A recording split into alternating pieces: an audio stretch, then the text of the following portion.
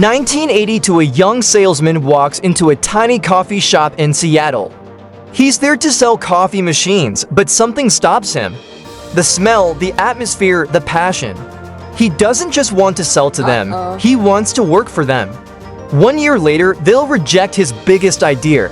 5 years later, he'll own the company, and 30 years later, he'll have changed how 300 million Americans start their morning. This is the story of how a kid from Brooklyn turned a local bean store into a $30 billion empire and lost it all twice.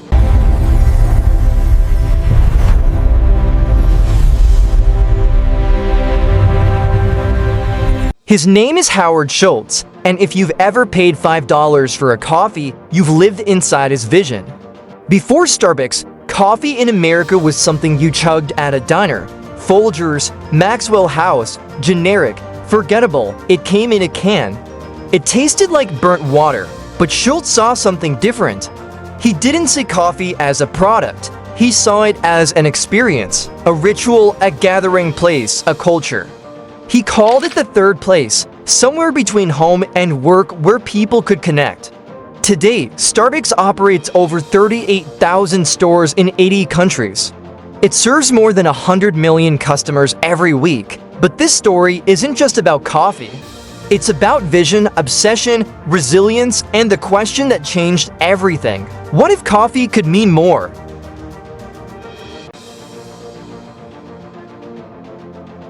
Howard Schultz was born in 1953 in the projects of Brooklyn, New York. His father drove a truck, delivered diapers, worked brutal hours for almost nothing.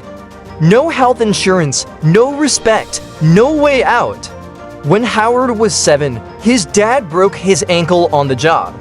No paycheck, no safety net, just a family scrambling to survive.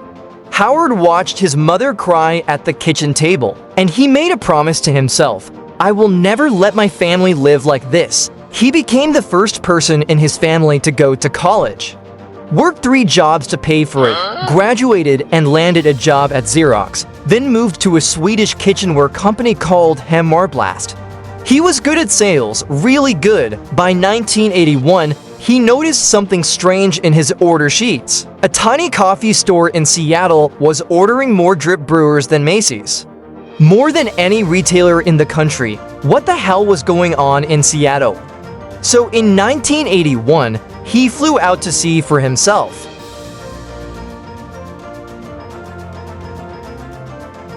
He walked into a store at Pike Place Market, 1912 Pike Place. The sign read, Starbucks coffee, tea, and spices.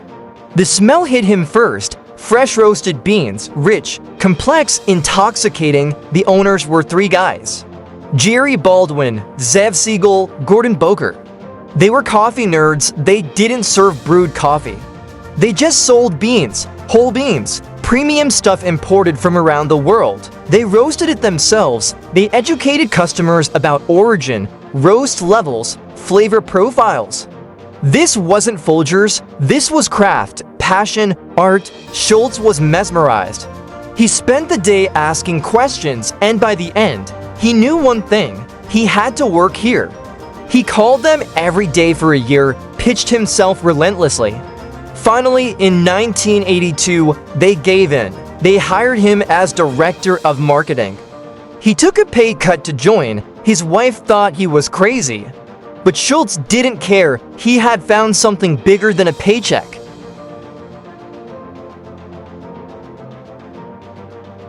In 1983, Schultz is sent to Milan, Italy for a trade show.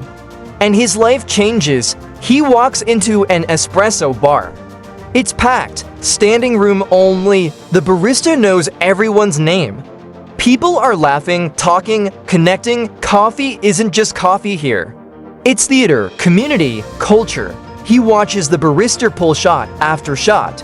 Cappuccino, macchiato, latte, words he's never heard before. There are over 200,000 espresso bars in Italy.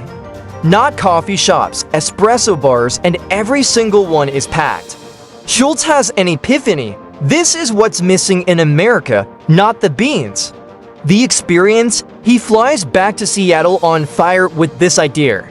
He pitches the founders immediately. We need to serve coffee, espresso, lattes become a gathering place. They look at him like he's insane. We sell beans, Howard. We're not in the restaurant business. He pushes harder. They push back. This isn't who we are. Schultz is devastated. But he can't let it go, so he makes a decision that will define his entire life.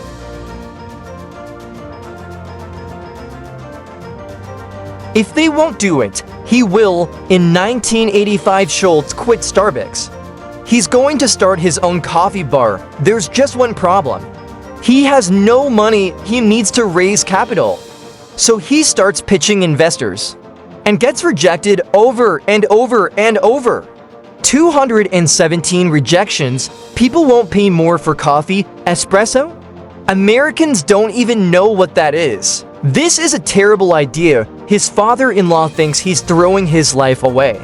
But Schultz keeps going. He finally raises $1,600,000 from about 30 investors who believed in the vision. April 1986, he opens his first store, Il Giornale. It's an Italian-style espresso bar in Seattle. Opera music plays overhead. Baristas wear bow ties. The menu is in Italian. It's a little much, but it works. People line up. Not just for coffee, for the experience. Within 6 months, he opens a second location, then a third. Il Giornale is growing. But Schultz wants something bigger. He wants Starbucks.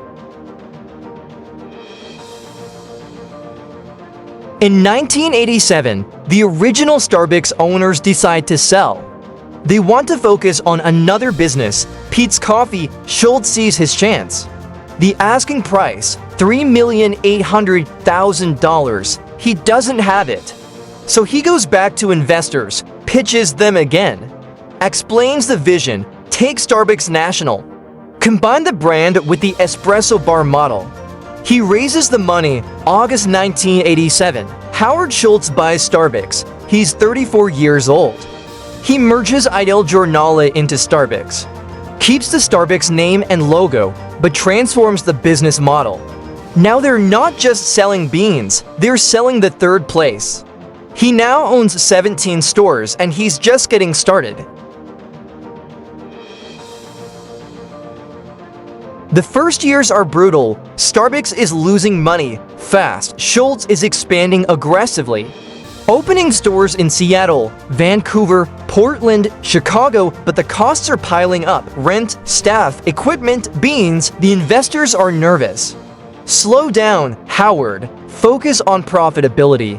But Schultz refuses. He believes in scale and building the brand first, profits later. He's also doing something radical, offering health insurance to all employees. Even part-time workers. His investors think he's insane. You're a coffee shop, not a tech company. But Schultz remembers his father, the truck driver with no health insurance. No dignity. He refuses to build a company like that. If we treat our people right, they'll treat our customers right. It's expensive, but it's non-negotiable. In 1992, Starbucks goes public. The IPO raises $25 million. Stock price $17 per share. Wall Street is skeptical. It's just coffee, but Schultz has a plan. Dominate major cities first, then expand nationally, then globally. He's not just opening stores. He's building a lifestyle brand. Starbucks becomes the place where writers work on laptops, where friends meet, where business deals happen. It's not about the coffee anymore. It's about belonging. The strategy works. By 1996, Starbucks has over 1,000 stores.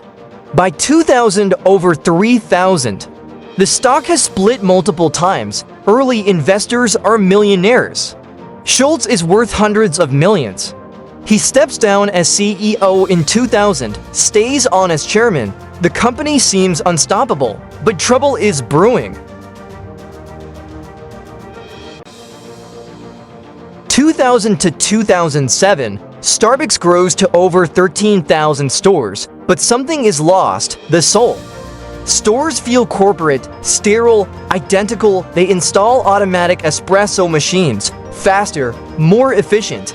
But they lose the theater. The aroma of fresh ground beans disappears, replaced by prepackaged breakfast sandwiches. The smell of burnt cheese. Schultz watches from the sidelines. He's heartbroken. In 2007, he writes a memo to the leadership team. It leaks. The memo says, "We have had to make a series of decisions that have led to the watering down of the Starbucks experience. Stores no longer have the soul of the past. The media has a field day." Stock price drops. Then 2008 hits. The financial crisis. Luxury spending collapses. $5 lattes feel obscene. Starbucks closes hundreds of stores, lays off thousands of employees. Stock falls from $40 to $8. The board panics. They beg Schultz to come back. January 2008, Howard Schultz returns as CEO. He's 54 years old. And he's furious, not at the employees, at himself. He let this happen. Day 1, he shuts down every US store for 3 hours. All 7,500 locations. To retrain baristas on how to make the perfect espresso, the media mocks him. Starbucks loses $6 million to teach people how to make coffee, but Schultz doesn't care. This is about the brand, about the experience. He closes 600 underperforming stores, cuts costs, refocuses, but he also innovates. He launches the Starbucks Rewards program, mobile ordering, the app. He makes Starbucks the first major retailer to offer mobile payment. Before Apple Pay, before everyone, he doubles down on premium products. Reserve roasteries, small batch beans, craftsmanship. He brings back the soul. And the customers come back. By 2010, Starbucks is profitable again. By 2012, the stock hits all-time highs. By 2015, Starbucks operates 23,000 stores worldwide. Schultz didn't just save Starbucks, he reinvented it. So how does Starbucks actually make money? 3 main revenue streams. 1. Company-operated stores.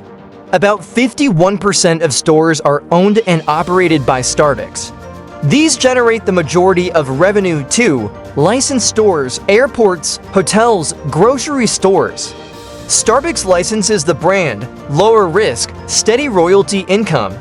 3. Consumer packaged goods. Bottled frappuccinos, K-Cups, beans sold in supermarkets, partnerships with Nestle and PepsiCo.